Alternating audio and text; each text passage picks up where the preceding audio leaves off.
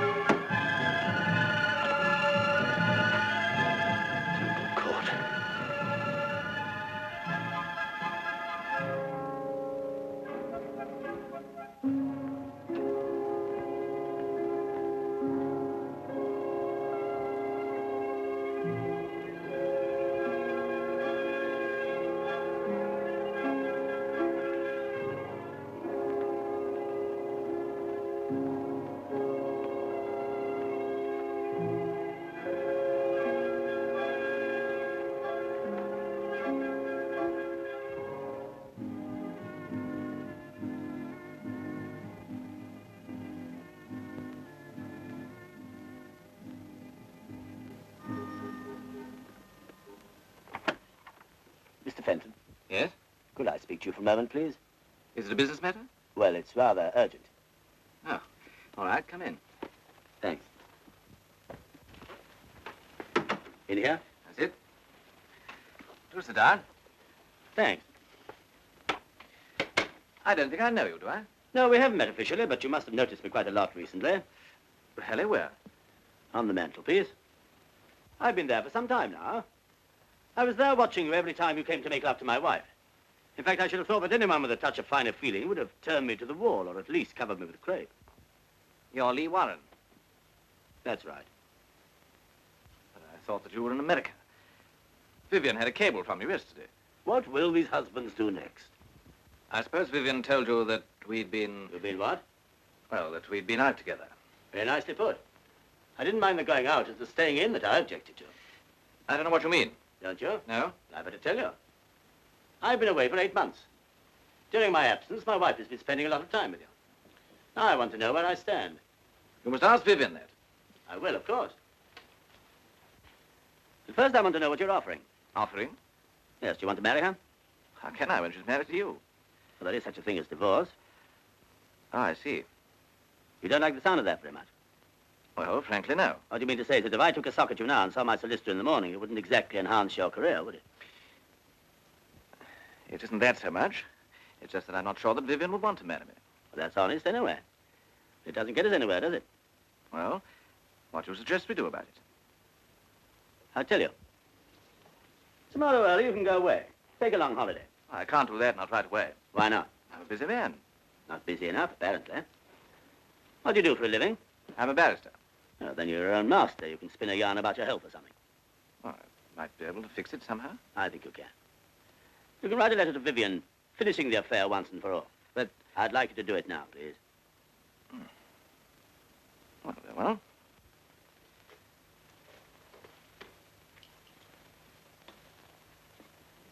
Wait, we'll compose it together. How do you usually address her? Vivian, dear? Oh, Vivian, darling. I love you. You got that? Yes? But I realize that whatever your feelings are for me now, you love your husband and always will. And always will. Paragraph. I cannot bear to be near you and to know that you can never be mine. And if what I am about to do may seem cowardly to you, Cowardly? your trip, you're running away without seeing her. All right. Cowardly to you, it is the only way out. So tomorrow, I'm going away on an extended trip abroad. When I return, I hope that you will again be happy with your husband and our friendship, but a happy memory of the past. Love, again, whatever you usually put. Love always. That's right. Love always. How does that strike you? Well, I think I see what you're getting at, Warren. You want all traces of opposition out of the way so that you two can try to get together again. Exactly. You know, you're very understanding, Fenton. In other circumstances, I could almost like you. Thank you. What about a drink now? I should like one. Whiskey? Please. Was your American trip successful? Very. Sarah?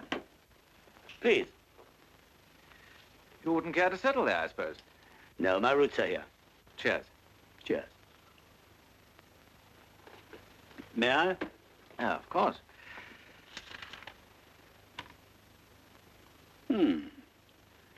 I don't think we could improve on that. Oh, I'm so sorry, Fenton. That's all right. I'll fix you another. No, it's not the drink I'm worried about. It's the letter. It's saturated. Never be able to send that. Afraid you'd have to write another. Well, now, look here, Warren. You can't be serious about this letter. I'm afraid I am. Sorry to be such a nuisance. All right.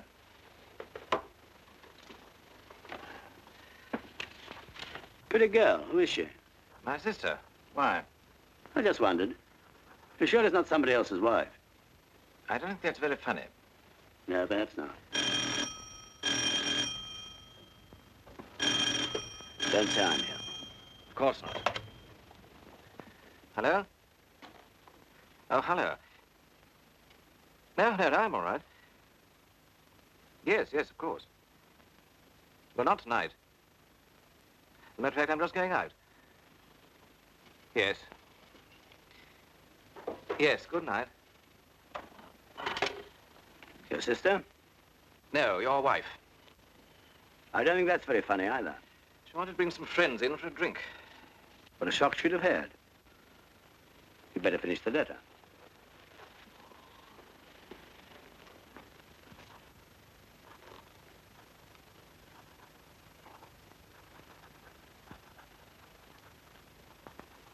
Stop. That's enough. What the devil? Put your hands behind your back. Look here. Do as you're told, or I'll blow your guts out. What the blazes are you playing at, Warren? Is this a joke? Joke? No, you can turn around. Look here. Go and lie down on that sofa. What are you playing You've at? got 15 seconds to get under that sofa. Now put your feet up.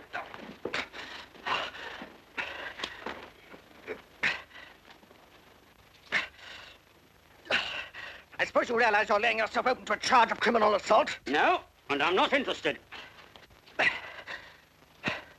Now, perhaps you'll be good enough to explain your quite extraordinary behavior. Certainly. That's why I came here.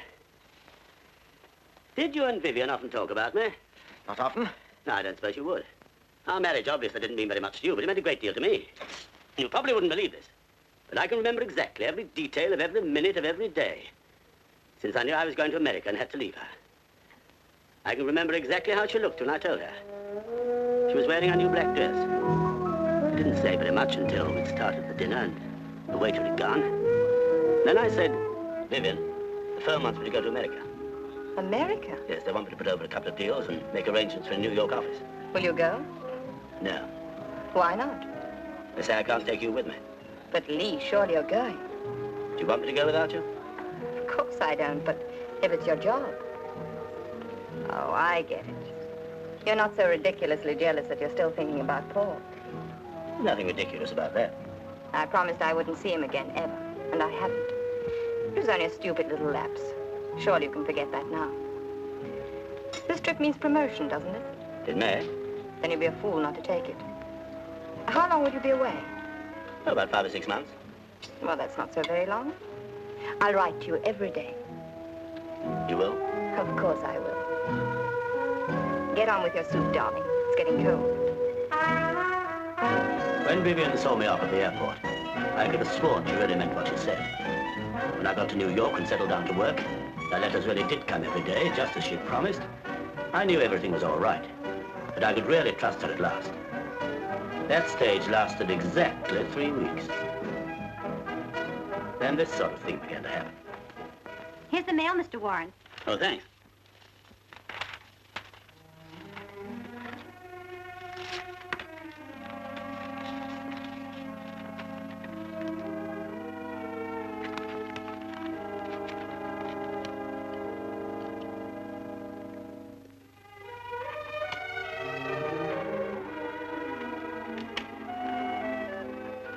Mail this for me, will you? Yes, Mr. Warren.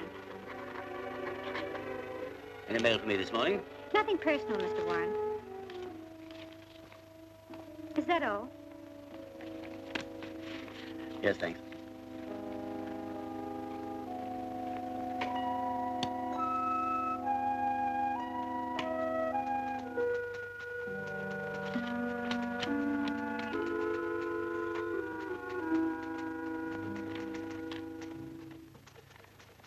Miss Stern, take a cable, will you? Mrs. Warren.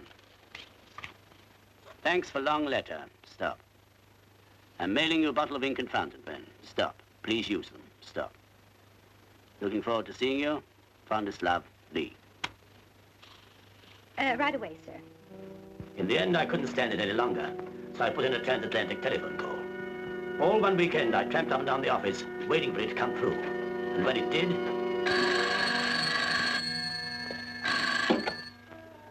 Hello? All right, I'll hold on. Vivian, is that you? Vivian, what's happened? I haven't heard from you for over a fortnight. But, darling, I wrote to you yesterday and on Tuesday. Well, I must have forgotten to post it. I know, Lee, but I've been so terribly busy. Yes, you see, Mother's in town. I've had to take her out. I know, darling, but some days it's so difficult. Really it is. All right, darling, I'll try. Yes, I promise. I miss you terribly, too. No, I'll write you every day from now on. Yes, I promise. Hello? Hello? We were cut off, but I didn't care. I'd spoken to Vivian and I was happy. That shows you the sort of fool I was about her. For a week or two, her letters arrived regularly. Then they stopped again. This time I didn't trouble to telephone. Instead, I took to haunting a little bar off Broadway. After a few drinks, I was able to persuade myself that nothing was wrong, that Vivian still loved me. But my fool's paradise didn't last long. One night, I came upon an old tattler someone had left behind, and there, laughing up at me, was Vivian. And beside her, with his arms round her, also laughing at me, was Mr. Richard Fenton.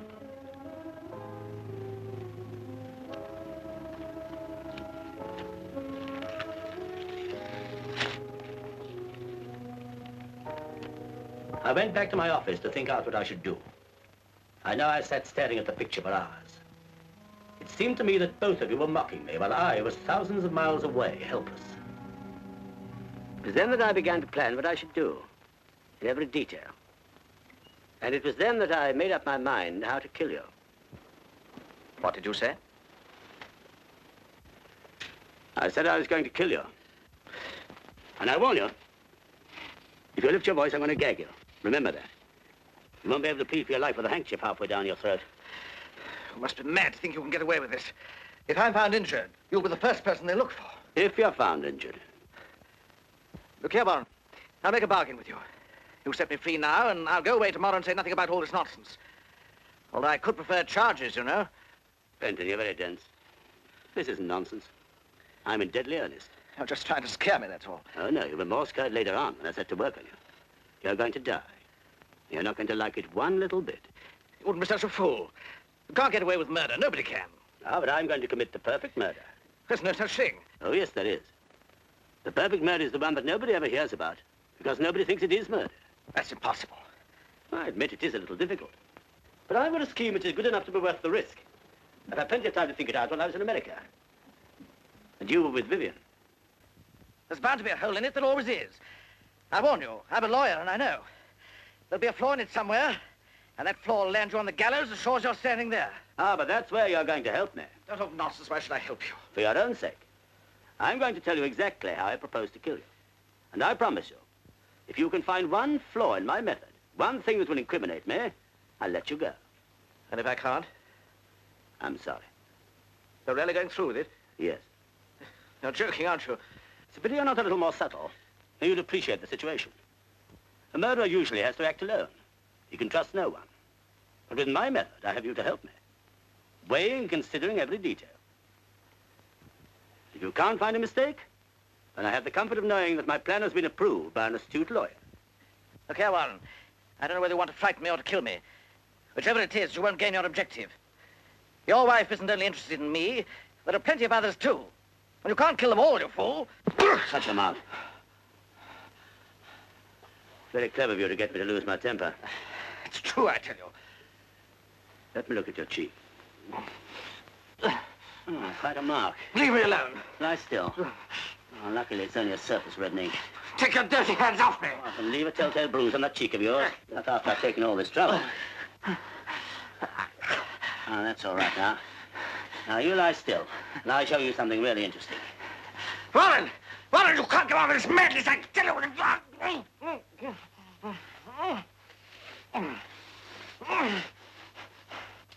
This is your bedroom, isn't it?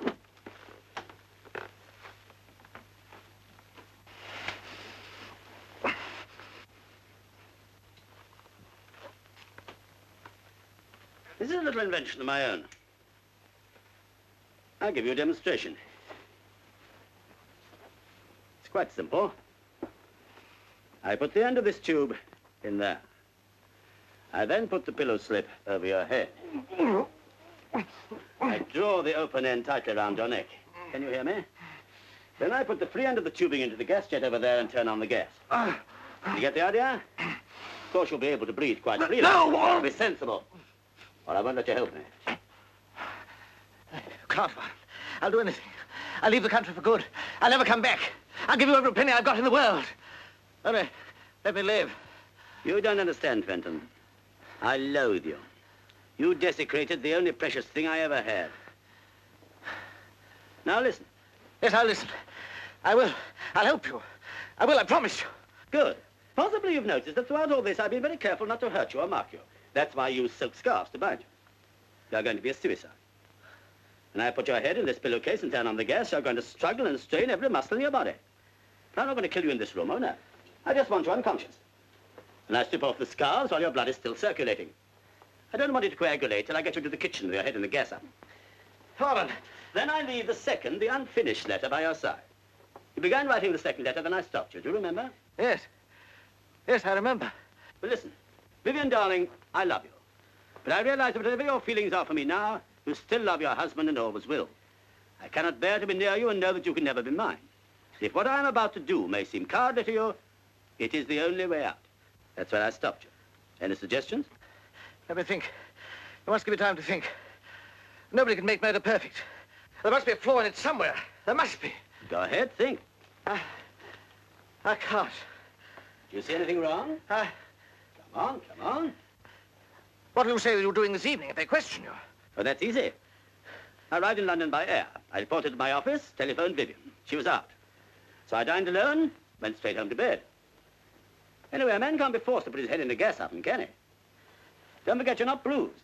They won't find any drugs in you when they open you up. Fingerprints. Gloves. Motive. I never met you, I've never heard of you. No one knows that I've found out about you. Somebody must have seen you come in here. If I hadn't taken care of that, I shouldn't be here now. Marks on my wrists. Silk scarves. Any other suggestions?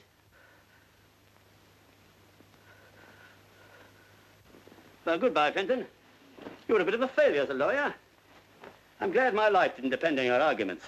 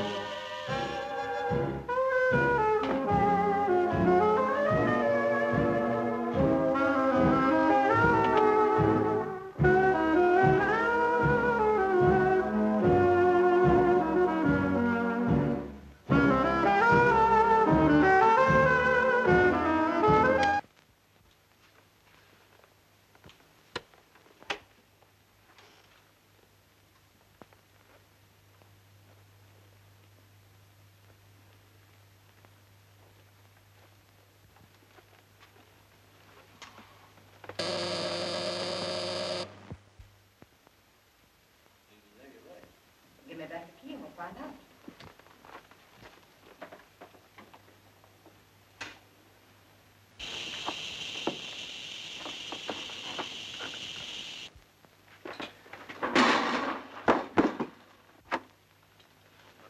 Dick? Dick? You see, there's nobody here. Darling, relax. What I don't see is why you've got a key to his flat if there was really nothing between you. It's no use my pretending, Jimmy. You're right. There was something between us, but it's all over now. I haven't seen him or spoken to him since I met you. And you expect me to believe that? You must, Jimmy, because it's true. Do you think I'd come up here tonight if it wasn't? You wouldn't have come at all if I hadn't made you. Of course not. I was going to try and cover it up, naturally. I didn't want you to know. If I hadn't found that key in your bag, you wouldn't have told me. Would you? Do you blame me? No, I suppose not. I'm glad you know the truth now. I don't want there to be any secrets between us. It's far too important to me for that. And anyway, it's not a crime to have had an affair and then found out that you've made a mistake, is it? You know why I wanted to be certain there was nothing between you and Dickie? No? Because I wanted you to divorce your husband and marry me. And now? I want to more than ever. Darling. You will marry me as soon as you can get your divorce, won't you? I don't know what to say. This is all rather sudden. Get me a drink, Jimmy. I don't want to touch his drinks. Well, I do. I need one. And so do you. And make it strong, darling. It isn't every day one gets a proposal. Well, don't laugh about it, please. I'm serious. I want to cable your husband tomorrow and tell him the news. You are a quick worker, aren't you? I'll get some ice from the kitchen. Jimmy, come and sit down here with me. It won't take a second. But, darling, I don't want any ice. I want you. You can have both. I say, can you smell gas? Darling, come here. It's this, isn't it? Careless so-and-so. It's only half turned off. I'll open the window. Stop rushing about. Now what's the matter? I can't kiss you here. Not in his flat. Well, let's go somewhere where you can. Where would you like to go? Bottle party? Can't you think of anywhere more private? Yes, I suppose so. Darling, we are going to be married, aren't we? Yes, but... Do I have to write you a letter, Mr. Martin?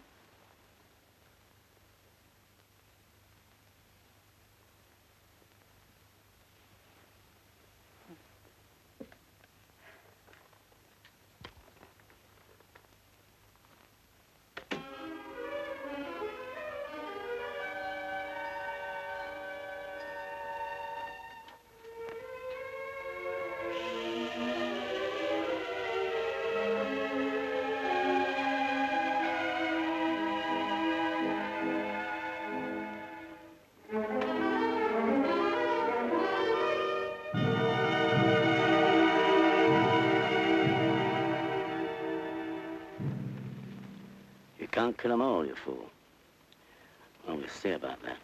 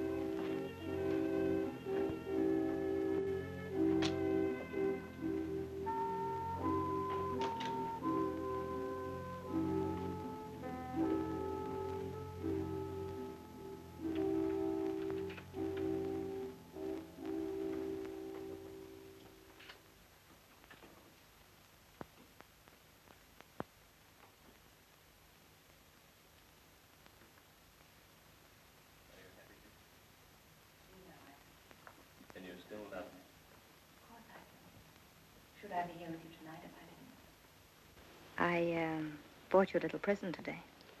You shouldn't have done that. It's only an old signet ring I came across in a junk shop. But just you read what's inside.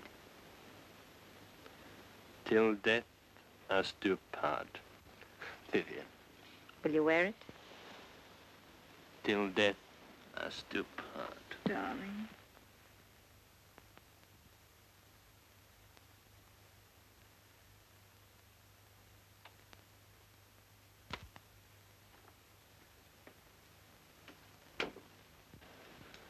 What was that? What was what? I thought I heard a door close. It's only Rita coming home. She's very discreet.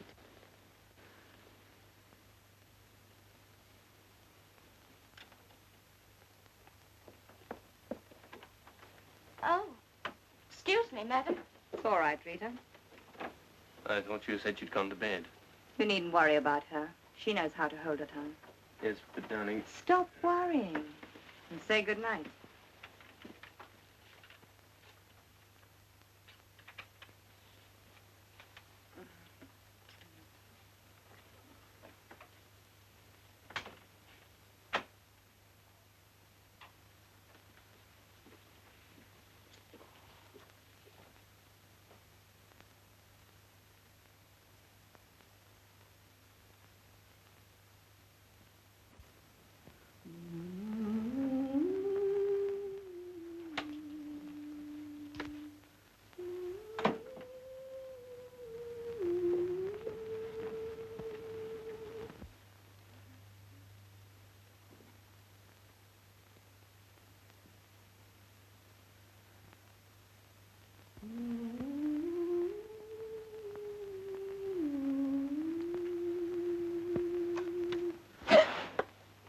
Lee. Oh, I thought I heard you come in. Lee, darling. When did you arrive? How long have you been here? I've been in for hours. You poor darling. Why didn't you phone me when you landed? I did. No answer. So I came on home and went to bed. Why didn't you wait up for me? I was dog-tired. We had a rotten crossing. There was no one in anywhere. Poor Lee. What a homecoming. And just the one night I'm out. You must tell me all about your trip. Was it successful? Lee, I've been so miserable without you. What time did you turn in? Oh, about 10. Did you have something to eat? No, I didn't want anything. Let me get you something now. No, thanks. Why didn't you write to me, Vivian? It won't take a moment. Why didn't you? But I did, darling. Dozens and dozens of letters. But you said every day. But, darling, that was only a figure of speech. You know I was thinking of you every minute and missing you dreadfully. But I couldn't just go on saying that over and over again, could I? It would have been so boring. And I've never bored you yet, have I, Lee? Not until now. But, Lee... You see, I don't believe you, darling. Were you on duty last night? Yes, sir. Did anyone ask for Mr. Fenton during the evening? No, sir. Did you see anyone strange? Anyone other than the usual tenants come in or go out?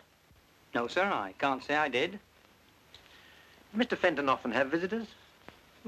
Not many, no. Any ladies? Sometimes, yes. One particular lady? Not so as you'd notice. All right, thank you. That'll be all for you two just now. Won't you want me anymore? Not for the moment, thank you. Oh. Oh, all right. Only I found him, remember? Yes, thank you. We're very grateful.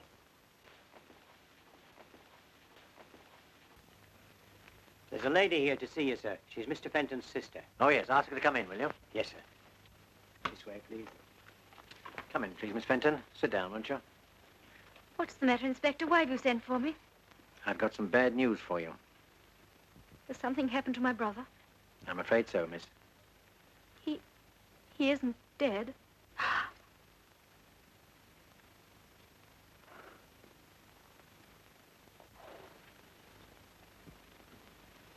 How did it happen? He was found this morning in there with his head in a gas oven. You mean he committed suicide? I don't believe it. Dick would never do such a thing. He's not that sort of a person at all. A man can't be forced to put his head in a gas oven, Miss Fenton. Dick wasn't like that. You'd better read this.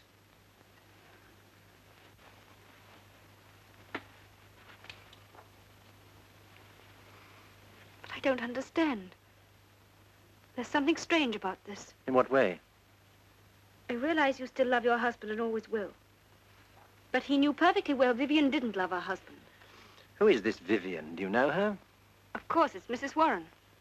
And your brother had an affair with her? Yes. And there was trouble with Mr. Warren? No. He's in America. You say your brother knew that Mrs. Warren didn't love her husband. We both knew. How? Because the man I was engaged to gave me up for her a fortnight ago. You quite sure about that? Perfectly. And what was the name of your young man? Martin. Jimmy Martin. I see. And you suggest that he took your brother's place with Mrs. Warren? I know he did. And she took your place with him, is that it? Yes. You must excuse my asking so many questions, but it is a bit complicated, isn't it? It's all very sordid and unpleasant. And it's all her fault. Yes, I'm sorry. Now, if you wouldn't mind giving me this Mr. Martin's address. Why? Are you going to see him? Well, just give me the address if you don't mind, and I'll decide about that later on. Yes, of course. He lives at number 7. Aren't you going to the office this morning? No. Why not? Anxious to get rid of me? Not at all. I've turned in my report, now I'm taking a few days off. To put some private affairs in order. What private affairs? Oh, private affairs. Where are the other papers? They're over there.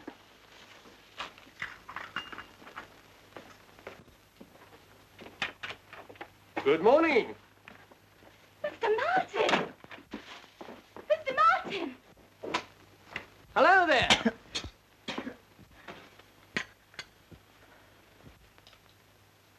Thank you very much.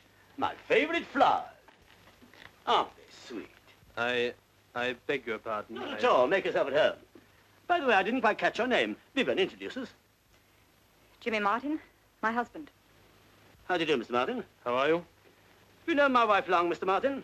Of course he hasn't. Only during my absence, I take it. I think I'd better go. No. I think I'm entitled to some sort of explanation.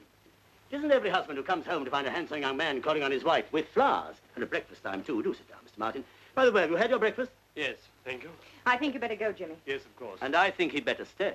Lee, don't be ridiculous. Do sit down, Mr. Martin. Have a cigarette, will you? I don't know what you can hope to gain by this behavior, Lee. Mr. Martin, tell me, is it a habit of yours to call on my wife so early in the morning? Certainly not. But this morning you just thought that you would. Is that it? You may as well know it. I'm in love with Vivian. Well, at least you're honest. He's a likable lad. Have you quite finished, Lee? Nearly. Tell me, Mr. Martin, does my wife return your love, do you happen to know? Yes, I think so. Is that true, Vivian? I refuse to take part in this ridiculous charade. But you're terribly curious, aren't you? You're not missing a word. Oh, please go, Jimmy. I can't stand any more of this.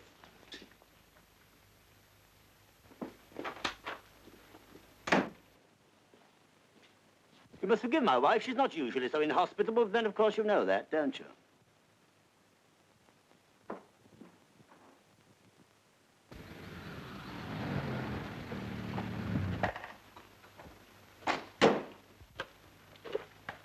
That's a fine place to park a car now, isn't it? Keep your mind on the job, Fox. We got more important things to do. You wait here. I shan't be long.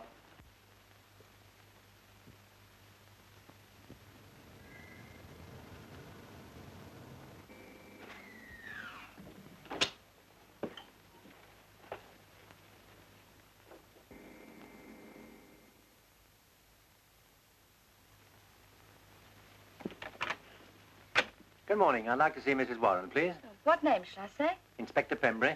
Will you come inside? Thank you.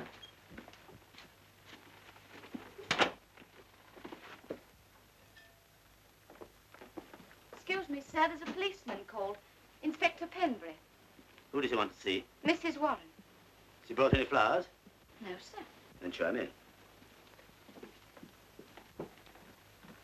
Look Come this way, sir. Thank you. Good morning, sir. Good morning. I'm Inspector Pembury. Mr. Warren? Yes, can I help at all? My wife's dressing. It's about a friend of your wife's, sir, Mr. Richard Fenton. Do you happen to know him? Fenton? I don't think I do. What about him? He was found dead this morning. Oh?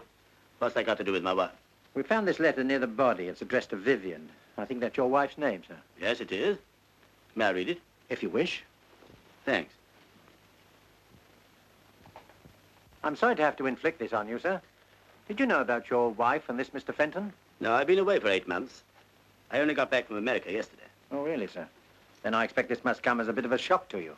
Well, yes and no. Yes and no? And there's no point in beating about the bush. I came back from America earlier than I expected because I was worried about my wife. She hadn't written for several weeks, and I'd heard that, well, that she was going about with other men. Now it looks as if I misjudged her. You mean this letter makes it quite clear? Yes. Did you say anything to your wife about Mr. Fenton last night, sir? How could I? I didn't even know he existed. Oh, of course not, sir. Silly of me. But you did talk to her, I expect. Not very much. She didn't come in until quite late. Didn't she come to meet you then? No. But she must have known you were coming home. As a matter of fact, no. I thought it was more of a surprise if she didn't. I see. Do you mind telling me what time you arrived back, sir? We landed about 5. I came by air. Ah, yes. And after you landed? Look here, what have my movements got to do with all this? You may as well know, sir. There was another man in Mr. Fenton's flat last night. We found his fingerprints. For a moment, I thought it might have been you. If I'd known of his existence, it very easily might have been. You mean you might have taken the law into your own hands? Yes. It's a good thing you didn't, sir. Oh, darling, this is Inspector Pembury. How do you do, Inspector? He wants a word with you. May I ask if you knew a Mr. Richard Fenton? I did, yes. Why do you say did, madam? Well, I haven't seen him for some time. Have a cigarette? No, thank you. What's all this about? Mr. Fenton was found dead in his flat this morning. Darling, ever get you a drink or something? No, I'm all right, thank you. Do you mind if I ask you 1 or 2 more questions, madam? Of course not. Thank you. Were you friendly with the deceased? Did you know him well? We went out 2 or 3 times together, if that's what you mean. Did your husband know him or of him? No. He was someone I met just recently. When did you see him last? I haven't seen him for, well, since dinner with the Sandersons about 2 weeks ago. Did he ever say anything that made you feel he might take his own life? No. That's why it's so terribly unexpected. I hope you'll excuse me, Mrs. Warren, but I have to be more explicit. Did the deceased... Please don't use that word. Did Mr. Fenton ever... Well, you know if he was fond of you? I suppose he must have been in a way. Otherwise, he wouldn't have wanted to take me out. I don't mean that exactly. Did he ever tell you he loved you?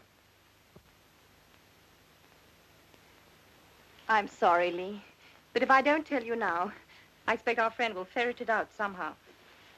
I couldn't help it. I never encouraged it, but he did. He told me he loved me. He even suggested I should divorce you. Of course, at first his flattery turned my head. That's why I didn't write you. Then I realized how stupid I'd been and how very much I loved you. And I said I wouldn't see him again. But I still couldn't write you because I didn't know how to explain why I hadn't done so for so long. You do understand, don't you, darling? More than ever now, my precious. I was going to try and tell you this morning, but you wouldn't. I'm glad you have, because Fenton left a letter. A letter? And what you said just now explains perfectly what he wrote. Doesn't it, Inspector? It does indeed. What did he say? Just 1 more question first. What did you do last night, madam? I went to a theater with Mr. Martin. He brought me home about 11:45. Did he come in for a while? Of course not. He saw me to the door, said good night, and left. Thank you, madam. Here's the letter.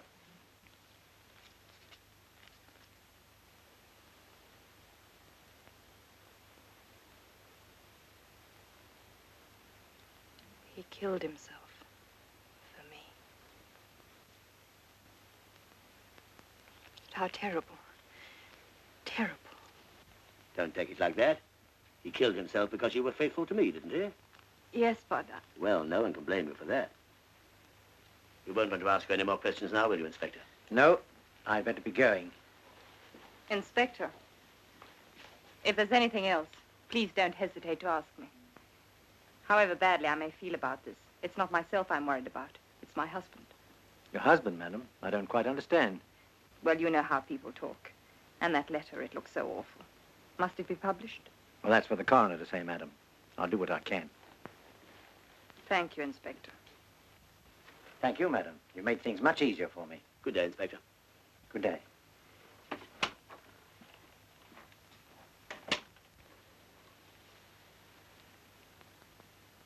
Lee, darling. Yes? Nothing.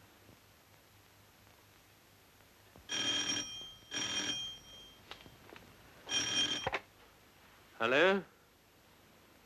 Oh, hello. I can only talk to you for a second. Lee's in the other room. Jimmy, listen. Dick Fenton's committed suicide. Who told you? Oh, is she there? Well, be careful what you say. Jimmy, listen. The police have been here asking all sorts of questions. They wanted to know where I was last night, and I had to tell them. If they ask you, say that you saw me home. And whatever happens, don't let out that I was in Dick Fenton's flat last night. No, don't worry, I wouldn't. No, of course not. All right, I'll watch my step. Bless you, darling. And be careful.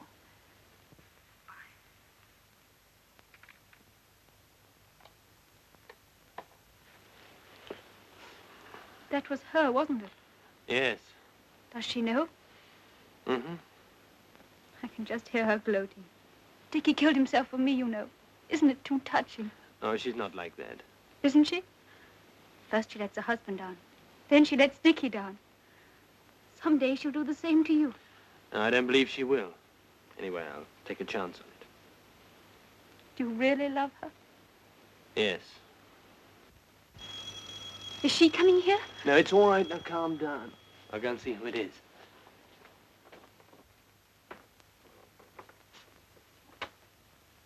Good morning. Mr. Martin? Yes? I'm Detective Inspector Pembury. Could I see you for a moment? Yes, of course. Come in. Thank you. Through there. I believe you know Miss Fenton. Yes, we met this morning. I'd like to speak to you alone, Mr. Martin. Perhaps I'd better come back later on. That's all right, Inspector. I was just going. I'll see you to the door.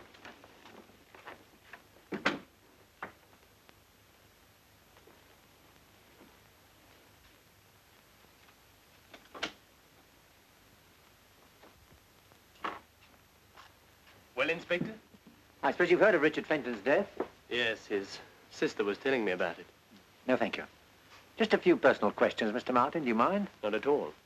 How long had you known the deceased? Since we were at school. You're engaged to his sister, I believe. I was. We broke it off some time ago. Oh, I'm sorry. So far as you know, had Mr. Fenton any business or financial worries? He was a successful barrister. They don't have that sort of worry. Sit down, won't you, Inspector? Thank you. Any suggestion as to why he should take his own life? None at all. You think there might have been an unfortunate love affair? Not that I know of. Drink, Inspector? No, thank you. You can't think of anything in that line. No. When did you last see the deceased?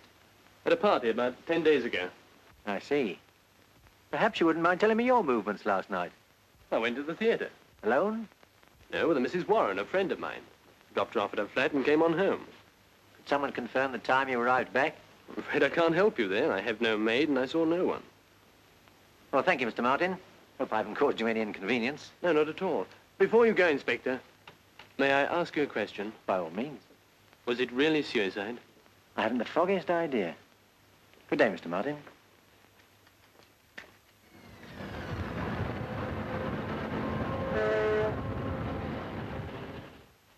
Hello, what do you want? Got something I'd like to show you here. I've got something to show you. Look at this. Where was it found? In the wastepaper basket in Fenton's flat. Roberts turned it in just after we left. It's the same as the other, the one by the body. The same, only different. Look at that. What do you think it means? He changed his mind? Or someone changed it for him. Murder. I shouldn't wonder. What have you got? This. Where'd you get it? Out of Martin's car. What is it? Thought you might know. Something he cleans the car with, I suppose. That's what I thought at first. But it's too clean for that. Stuck out a mile among the other stuff in the boot. And what's this for, anyway? I don't know, and I've no time to start playing guessing games now. Fox, smell that. Smells like the back of a cab. Anything else?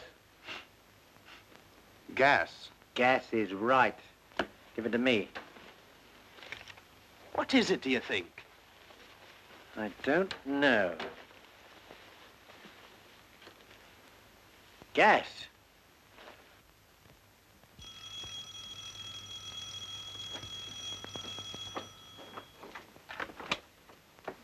Oh, it's you. Come on in. Just a couple more questions, Mr. Martin. Reinforcements? Yes. This is Sergeant Fox, my assistant. Going away? Just for the weekend.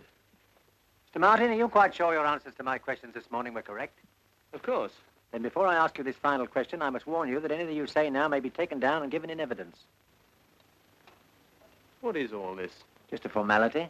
Are you quite certain you didn't visit Mr. Fenton's flat last night? Quite certain. Then how do you account for your fingerprints being found there? Fingerprints? Well, they must have been left from the last time I was there. When was that? About 2 or 3 weeks ago. Do you think Mr. Fenton would have left a whiskey glass on his table for 3 weeks? No, of course not. And perhaps you wouldn't mind telling me what really happened. Very well. I went there for a drink. When was this? Well, I dropped Mrs. Warren off at her flat at about 11:30. And I thought I'd call round and see Dickie. He wasn't in, so I had a drink and left. If he was out, how did you get in? I had a key. You must have found it. I left it on the table by mistake. So you arrived just before midnight. About that. The doctor puts the time of Fenton's death a few minutes either side of midnight. So you see, Mr. Martin, it looked as if Fenton was in his flat when you called. But I swear to you he wasn't. Now, wait a minute. I didn't look in the kitchen. You mean he might have been lying in there and you wouldn't have known anything about it? Well, it's possible. You didn't go to the kitchen for water or soda or anything? No. Now, how do you explain your fingerprints being found on the kitchen doorknob? What? Oh, yes, well, I started to go to the kitchen, but I couldn't find the light switch, and I just didn't bother. I'm sorry, Mr. Martin, but I don't believe a word you're saying. I can't help that. I've told you the truth. We found the oven gas jet still on this morning. If the deceased had been lying in the kitchen when you were there, you must have smelt the gas. But I did. I remember now, and I said... I thought it was a leak. What's all this about, anyway? It was suicide, wasn't it? You asked me that before, this morning. Remember? Yes, but Miss Fenton was telling me that he left a letter. Well, what makes you think that letter showed he intended killing himself? If you let me read it, I'll tell you. Well, here's a copy.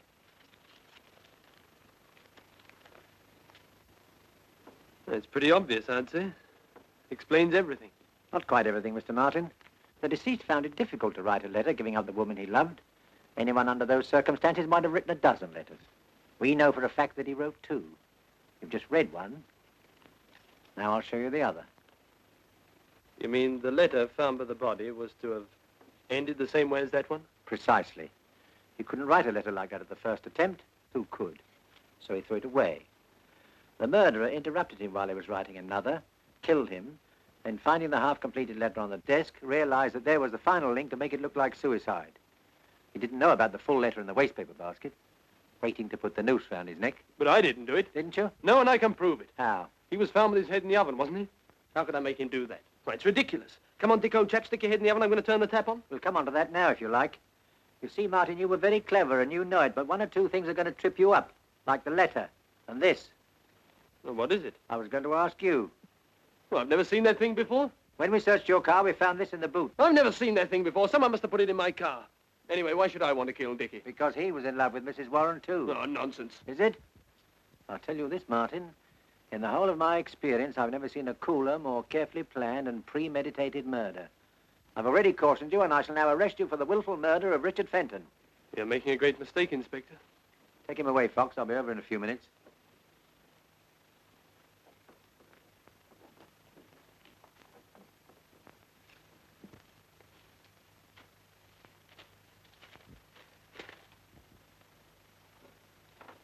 That young man of yours seems to be hitting the headlines. Who? See for yourself. Jimmy didn't kill him. He couldn't have. Of course not, because you were with him all the time, weren't you? I don't know what you mean. Don't you? Good morning, Rita. Good morning, sir. Thank you.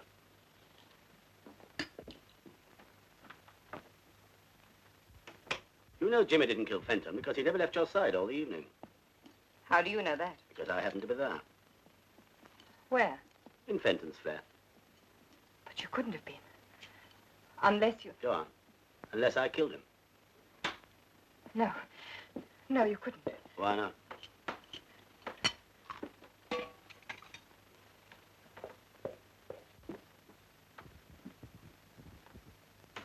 How could you have done it when you didn't even know about him? I found out. The rest was easy. In fact, I only made one mistake. What was that? I thought Fenton was the only man in your life. He tried to tell me there were others, but I didn't believe him. Until you came in with Jimmy, then it was too late. Do you know what Fenton said? He said, you can't kill them all, you fool. Well, he was probably right. Fenton and Jimmy in one day is a pretty good start, isn't it? Now what is it? Post has just come. Well, put them over there. No, give them to me, will you, please? Thanks. You don't expect me to believe any of this, do you? I don't see why not. It's all quite true. I worked out a foolproof plan for killing Fenton. When Jimmy turned up, I replanned things a little, putting the pillow slip at the back of his car, for instance, instead of destroying it. If we don't pay the telephone bill in 7 days, we're going to be cut off. You mean to tell me you were in Fenton's flat that night, that he was dying there, while we were talking in the next room? Exactly. I don't believe it. Oh, you don't, eh? Do I have to write you a letter, Mr. Martin? Remember? I see. Your mother wants to come and stay with us. Why she did always write to me, I don't know. Perhaps she thinks I'm kinder-hearted than her daughter. After you and Jimmy had left, I fiddled round Fenton's flat. And the more I fiddled, the blacker things began to look for James. You wouldn't really let an innocent man suffer for something you did. I suffered because of something he did. That's different. Not to me. I made up my mind to get my own back, and I'm getting it. You're mad. You must be. You love Jimmy Martin very much, don't you? Yes, I do. And you'd do anything to save him, wouldn't you? Yes. Well, now you're going to be in the interesting position of knowing that he's innocent and that I'm guilty and that you can't do anything about it. You're going to suffer slowly and exquisitely, and I'm going to enjoy watching you squirm.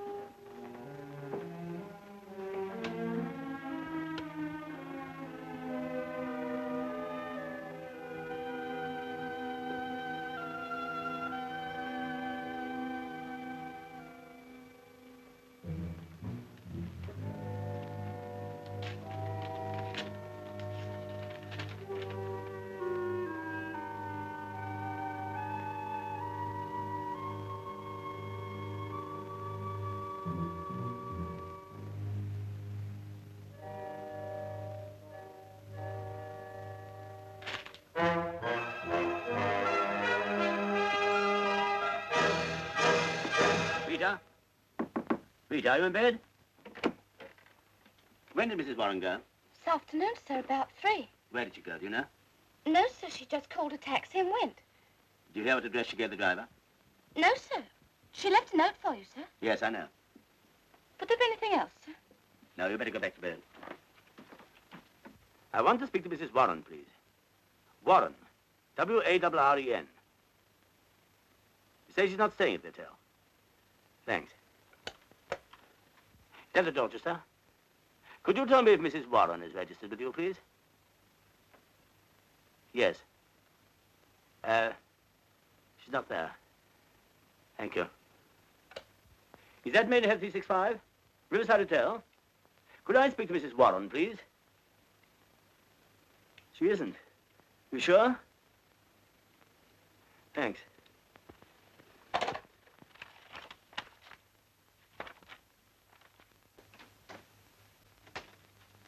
Mr. Martin, sir. Thank you, Fox. You and Gray wait outside, will you? Yes, sir. Sit down, Mr. Martin, please. You know Miss Fenton. Hello. Mr. Martin, I want to ask you some questions in a moment, but there's something I must check up on first. You won't mind waiting, will you? Haven't got much option, have I? No, you haven't really, have you? Excuse me.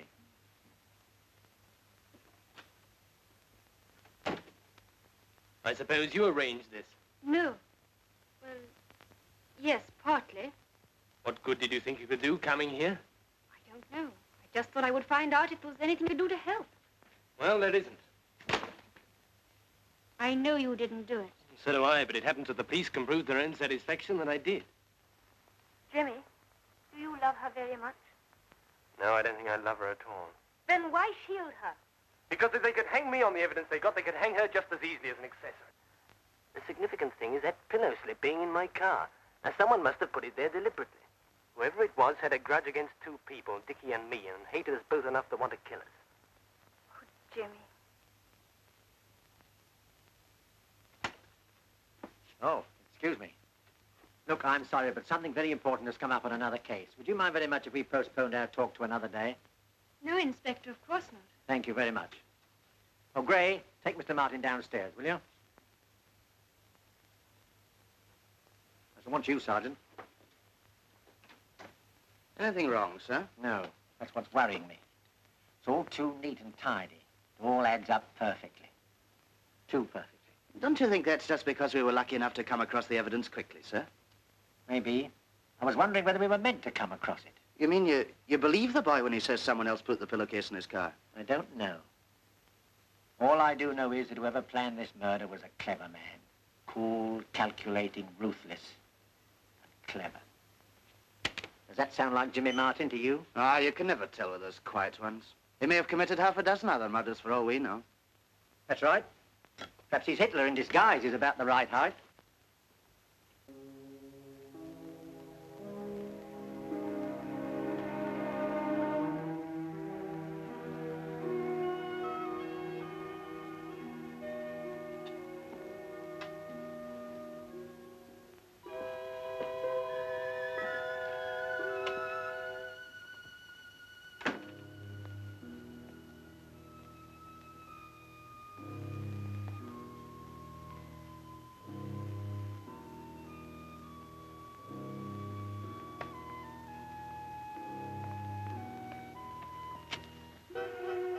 Enjoying the view, Mr. Warren? Oh, good evening, Inspector. No, just taking a walk. Long way from home, isn't it? As a matter of fact, I'm not sleeping very well, so I've taken to going for a long walk before I go to bed. Do you usually come and look at Fenton's windows? No, why? Oh, I see what you mean. The criminal returning to the scene of the crime and all that. I didn't say so. No, I should hope you wouldn't. Pity about young Martin, losing his head like that. Yes, isn't it? Nice boy. Yes, I understand. Well, remember me to your wife, won't you, sir? If you don't mind, I don't think I will. She doesn't like being reminded of unpleasant things. Good night.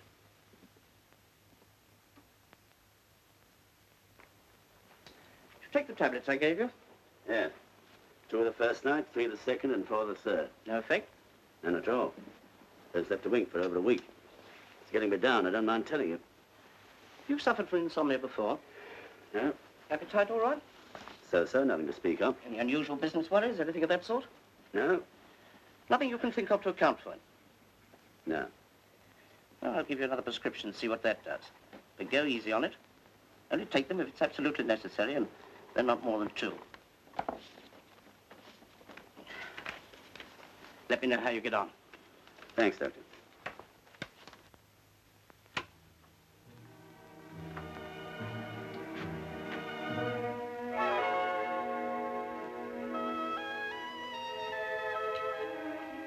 Hello.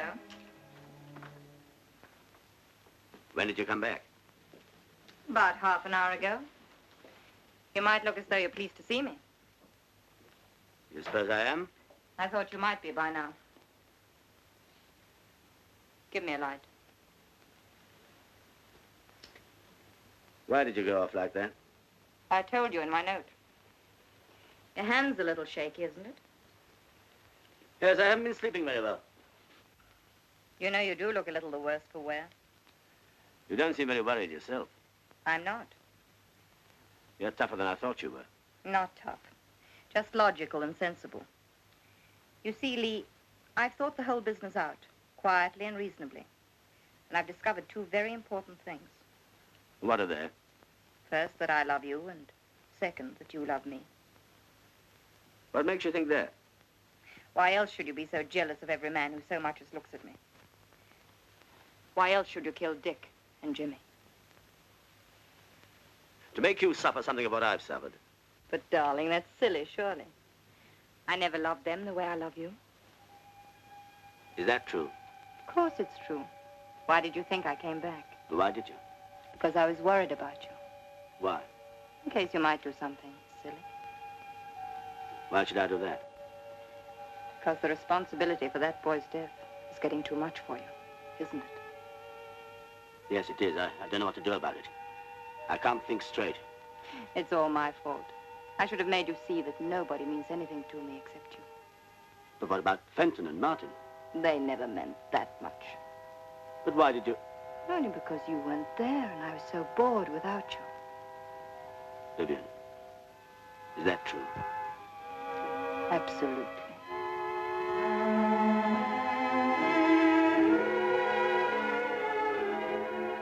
Glad I came back?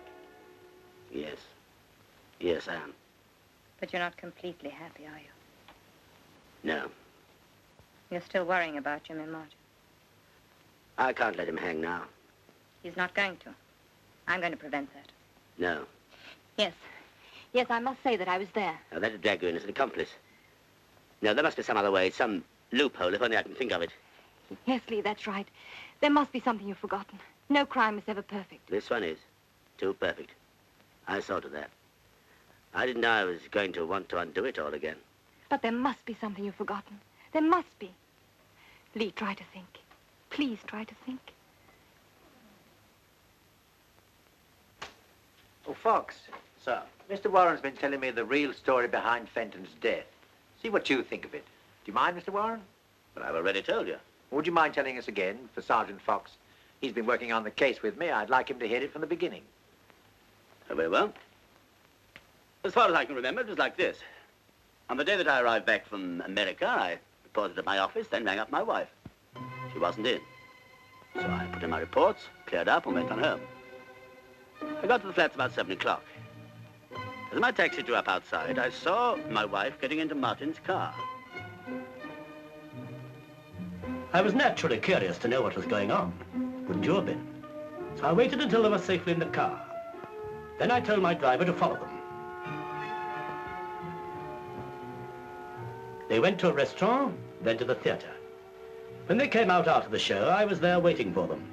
I followed them again, this time to a flat at Temple Court.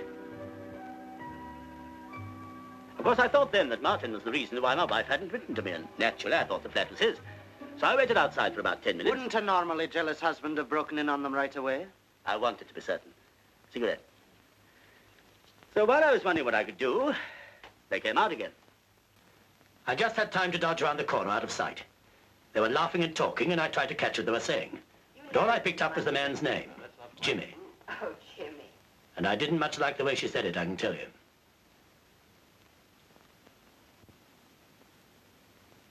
After they'd gone, I tried the door.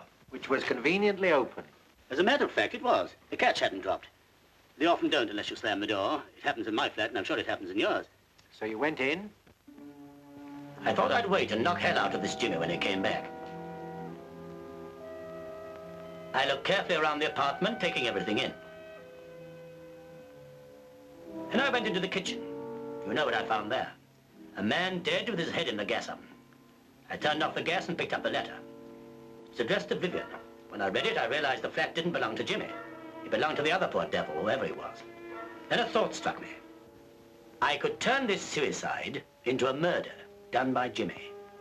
That meant I had to get rid of every scrap of evidence that my wife had ever been in the flat. It wasn't easy. I had to think fast. I put her cigarette stubs in her pocket. Then I noticed the wastepaper basket. It was full of unfinished letters. I took a look at some of them. They were all in the same strain. He'd obviously made half a dozen shots at writing that farewell letter before he got it the way he wanted it. One of them gave me another idea, the best idea of all. I left the finished letter in the wastepaper basket, put all the rest in my pocket. All except one, an unfinished one. The one you found beside the body, Inspector. Then I washed the glass Vivian had used so as to remove her fingerprints. And how did you know which one was hers? By instinct? No, by lipstick. Go on. In the same way, I got rid of the cigarette she'd been smoking, leaving traces that only Martin had been there. Traces that you were bound to discover, Inspector. And what did you hope to achieve, then, by all this? Exactly what did happen. I knew that when I turned up, my wife would have to deny being in Fenton's flat with Martin. And when the body was discovered, she'd have to stick to her story. And when you, Inspector, found Fenton's first letter and Martin's fingerprints all over the place after he denied having been there, well, you were bound to wonder what had really happened, weren't you? Undoubtedly. Of course, I was mad with jealousy then, trying all I could to hurt Martin. I regret it very much now. What did you do with all the letters you stuffed into your pockets? I took them away and destroyed them, of course. Then I had to find a way to connect Martin directly with a fake murder. That wasn't easy. If Fenton had shot himself, there'd have been a gun. But gas? Then I had a really brilliant idea. You know, the gas mask thing. I set to work and made it. How it could possibly be used on a strong, healthy man, even I can't imagine. But I knew if it was found on Martin, it'd make things even worse for him. You mean to tell me it was never used? But of course not. I invented it. Then how do you explain the fact that it was impregnated with gas? Yes.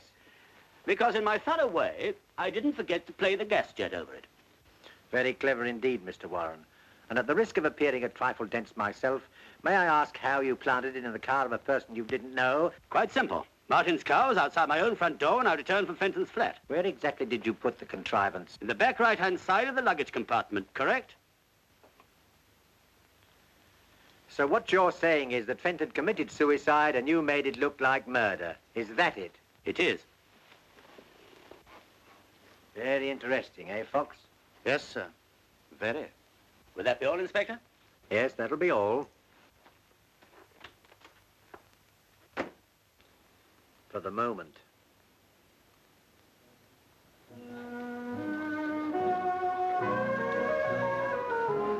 You swallowed it. Hook, line, and sinker. You're sure? Quite sure. Mind you, I was pretty good.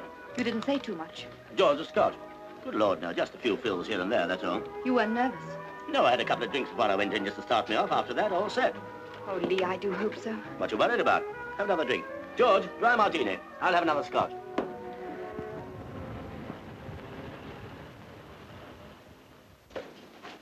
Oh, Mr. Warren, there's a gentleman to see you. Oh, thanks. Sorry to worry you again so soon, Mr. Warren. Oh, that's all right. You've come to arrest me for obstruction or withholding evidence or something, I suppose. No, we don't want you. We've got Martin. Surely my confession clears Martin. Well, that's just it, Mr. Warren. We don't altogether like your confession, as you call it. In fact, we're not inclined to believe it, unless you can produce a little more tangible evidence to support it. Why should I trouble to invent a story like that? Or because you were grateful to Martin for getting rid of Fenton so conveniently for you? Or because your wife asked you to? That's all nonsense. Everything I told you this morning is the truth. Perhaps I'm rather dull, but frankly, I don't believe any man could think as fast as you say you did. Well, I warn you that's the evidence I shall give if you bring Martin to trial. Do you really think you should? You're sitting pretty. Why save him at the expense of yourself? Because I can't see an innocent man hang. That isn't what you thought a fortnight ago. Ah, but I found out since then there was nothing between Martin and my wife. Your wife told you that? She did. And I believed her. I wish I could believe you, sir, but I can't. What more do you want? Just something to convince me that your story is true, that you really were in the flat that night. Well, let me think. There must be something.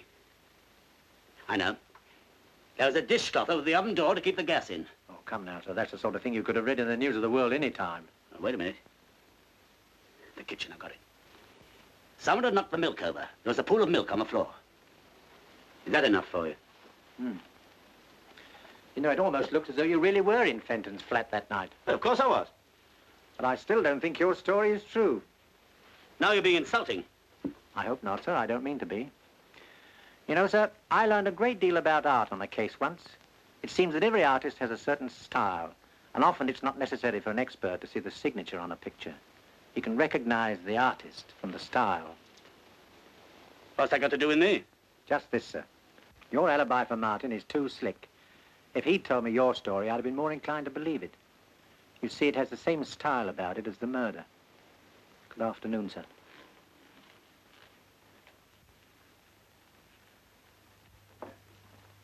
Inspector Penbury, madam. Good afternoon. Good afternoon, Inspector. What can I do for you? Well, as a matter of fact, I've come to ask your help. I can't believe you need that. Oh, two heads are better than one, you know. It was your husband's idea. Really? Yes, he came to see me today and told me an extraordinary story. He said that Fenton really committed suicide, but because your husband was jealous of Martin, he arranged things to look as though Fenton had been murdered by Martin. I know. He told me all about it. I said he ought to go straight to you. I'm afraid it won't work, you know. I don't know what you mean. It's quite clear, surely. I don't believe your story, and I'm not going to release Martin. Well, if that's your attitude, I don't know what I can do about it. You could persuade your husband to confess that he murdered Fenton. What makes you think my husband killed him? Everything points to it. You must be joking. No, no. If you were to ask me at this moment who murdered Fenton, I should have to say Mr. Warren. But I can't prove it. He's been too clever for us so far. But I can prove it against Martin. So either you've got to help me or I've got to go ahead and hang a man who's probably innocent. I think you better go. What you're suggesting is insulting and ridiculous. Very well. Look, Mrs. Warren, when Martin comes up for trial, you'll be called as a witness, and there'll be a lot of dirty linen washed in public. But if your husband confesses, we shan't have to call you. And you'll make a very attractive widow. To put it bluntly, don't you think it's a question of which of the two you prefer, your husband or Mr. Martin? How dare you? Of course I prefer my husband.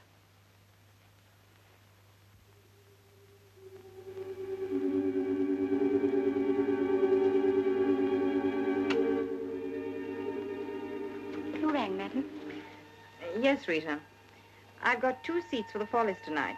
We can't go. Would you like them? It's not my evening off till tomorrow, madam. That doesn't matter. You take tonight off as well. Thank you very much, madam. I leave the tickets on the hall table for you.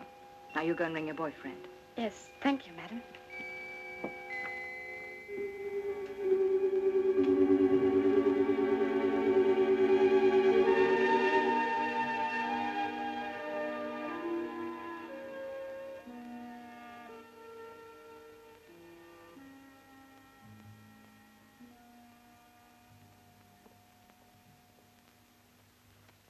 Hello, darling. Hello. You're late. Yes, I am a bit. Gosh, I'm tired. Come in here and I'll give you a nice drink. Thanks. Had a busy day? Not particularly. You've been overdoing it again, you know. Yes, I suppose I have. I walked home.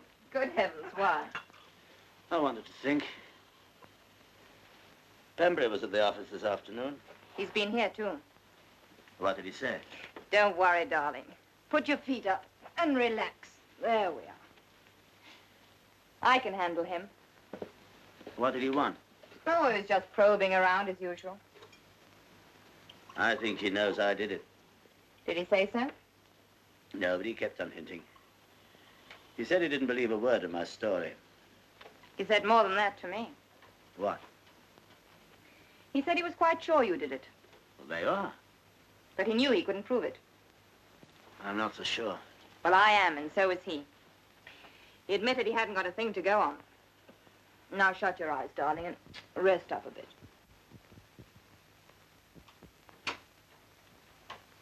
Oh, I'm just off, madam. Have a good time. You look very nice tonight, Rita. Thank you, madam. What on earth are you doing? Packing? I can see that. What for? We're taking a trip.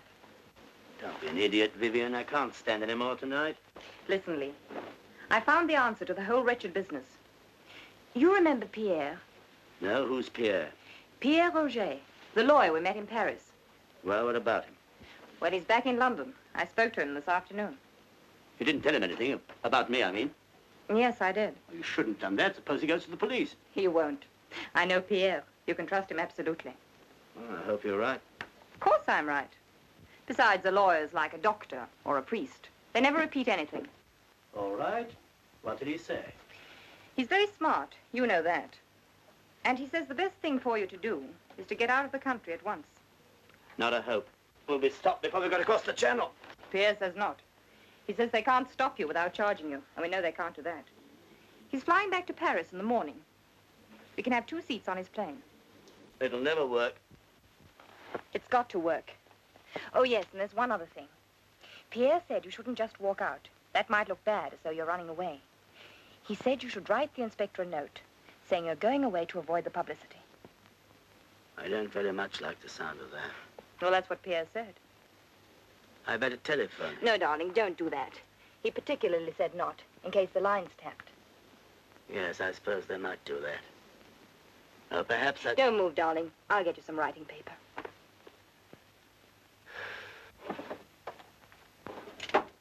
He said write the note and leave it here. Then take the car.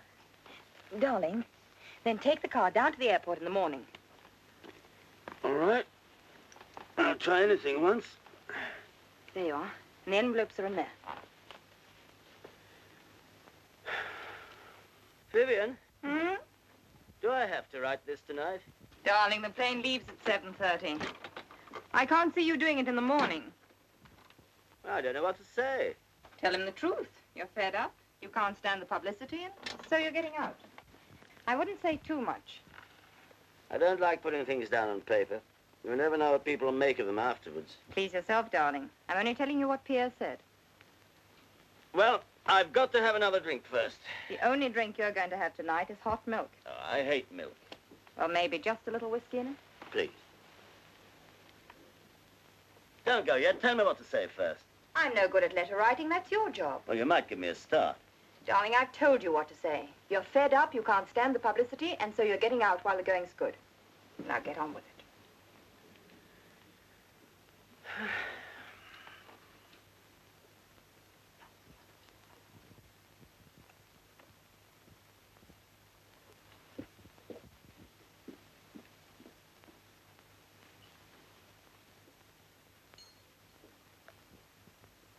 Finished?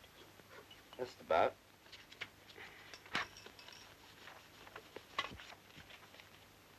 Oh, thanks. May I? Of course.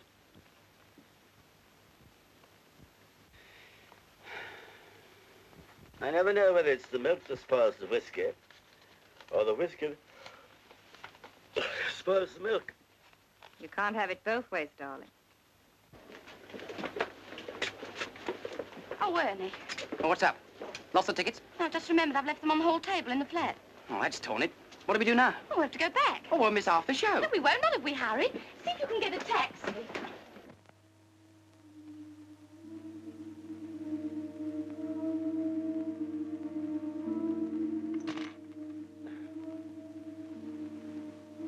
That's made me feel really drowsy.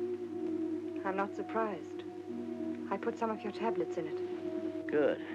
How many? 20. 20.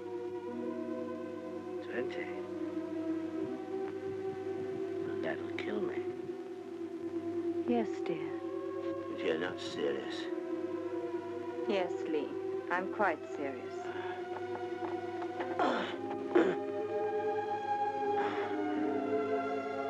Why have you done it? Just when we're together again. Clear of it all. I'm afraid that was just a fable, dear. You see, if I hadn't made you think that I loved you and was ready to go away with you, you would never have saved Jimmy. So you do love him? Yes. Yes, Lee, I do. I see. Oh, get a doctor. Please. Before it's too late. Please. Please. It is too late, Lee. But you needn't worry. You won't feel anything. You'll just get sleepier and sleepier.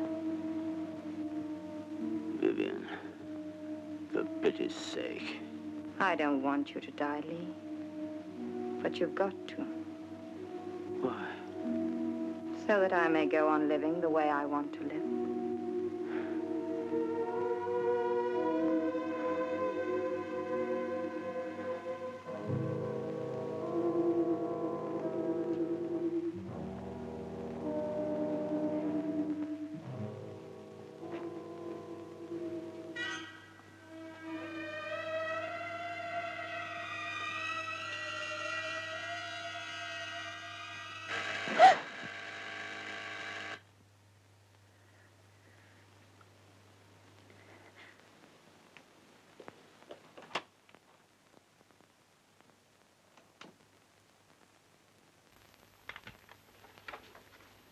Good evening.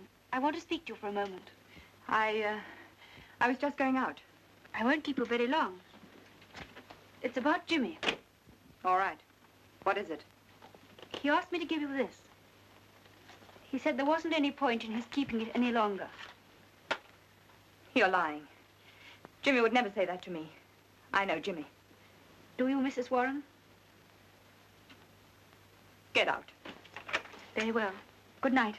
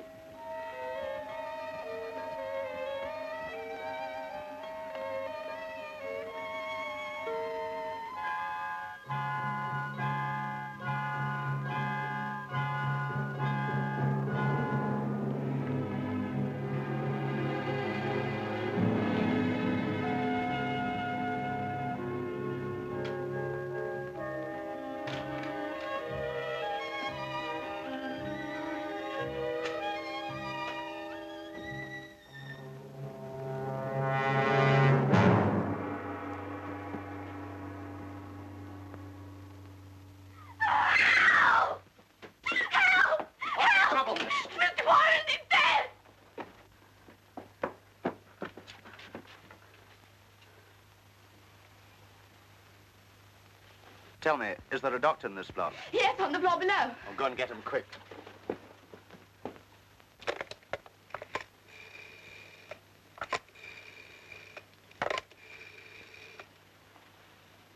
Inspector Penbury. Yes, quickly.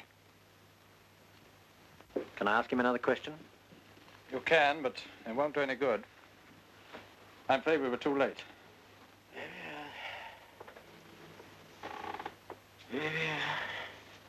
Have you anything to tell us, sir? No, madam, Mr. Martin won't see you. But did you tell him who it was? Did you say it was Mrs. Warren? Yes, I told him, and he still doesn't want to see you. But I must see him. It's very important. I'm sorry, madam. But you don't understand. It's very urgent. Mr. Martin was most definite. He said there was nothing he had to say to you.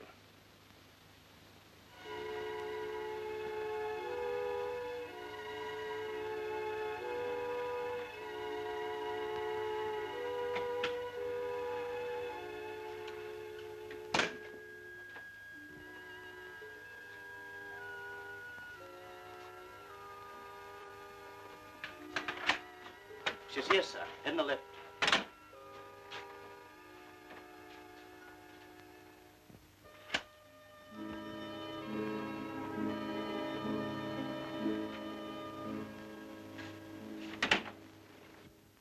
Please, Inspector, not again. As you say, Mrs. Warren, not again. I think this is the last time. Have you seen my husband? Yes, madam. Mr. Warren's in the bedroom. He died a few minutes ago. We were too late to save him, but we were just in time to learn how helpful you'd been in effecting his release. I don't know what you mean. Don't you, Mrs. Warren? Then you better come along with me to the station and I'll explain more fully. Yours, madam? Till death us do part.